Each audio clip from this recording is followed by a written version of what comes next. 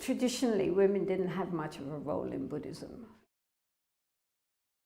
The books were all written by the boys, especially monks, for other monks. So therefore, the general view of the feminine was, on the whole, rather misogynic, because, you know, women was the forbidden other who was out there waiting to pounce on good, innocent little monks, you know.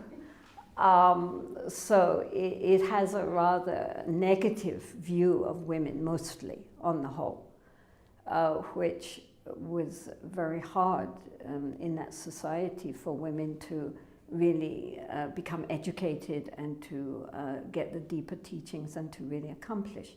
I mean, with some exceptions. But nowadays, of course, all that's changed very much. I mean, lay women are going to, you know, schools along with the boys, and they're going to college and they're becoming highly educated. And now nuns, likewise, are becoming very educated. This year, there will be the first crop of Geshe-ma, like doctors of divinity, with their certificates offered by His Holiness the Dalai Lama.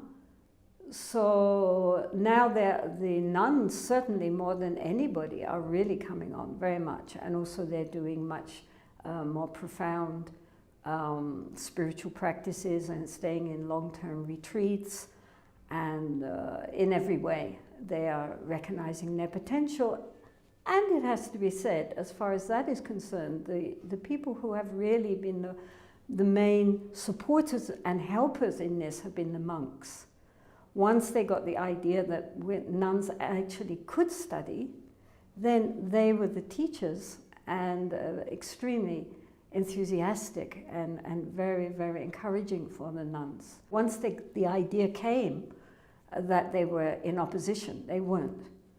They were very, very supportive. What they are in opposition to is the idea of full ordination for nuns, which has had a very interesting wall of resistance for the last 30 years since it's been muted. They still haven't decided. We're looking to His Holiness the Gyalwang Karmapa, who has promised that he will see that it's done. We have to wait and see how he plans to do it, because everybody will be looking, and it's very important that he does it right, as he knows. But we hope he does see a way that everybody can agree, yes, that is a valid ordination. And once that is done, then that opens the doors for everybody. I mean, if you go to any nunnery and you ask them what is the main obstacle, they will always say low self-esteem and lack of confidence. It will take time. I mean, I have noticed that the first nuns whom we received, the first girls who became nuns in our nunnery, who were from Ladakh, the difference between their level of confidence and nuns who come now, who are, as it were, standing on their shoulders, is quite encouraging. I mean, the new crop of girls are much more, they don't know that they're supposed to be, you know, meek and submissive.